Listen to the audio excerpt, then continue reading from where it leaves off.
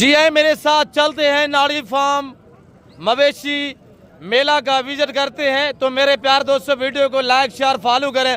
अबला का लाट खड़ा हुआ है माशाल्लाह 15-16 पीस है, प्राइस 14,000 है।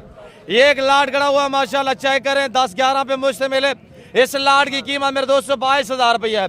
और ये नादर बलोच गुरफराम से यहाँ पे ये जानवर सेल होने के लिए आए हुए हैं।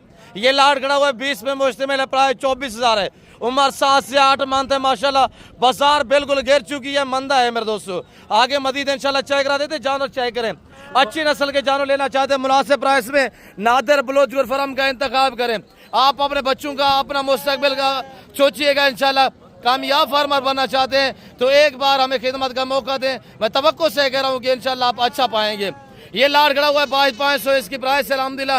ये जानवर 6 से 7 माह वाले हैं, सारे चेक करें। ब्रीडर क्वालिटी सुल्तान नस्ल माशाल्लाह, बनने वाले वेट बढ़ाने वाले पल्ले पलाए जानवर है। नाड़ी फार्म ये मेला से जा हुआ है मेरे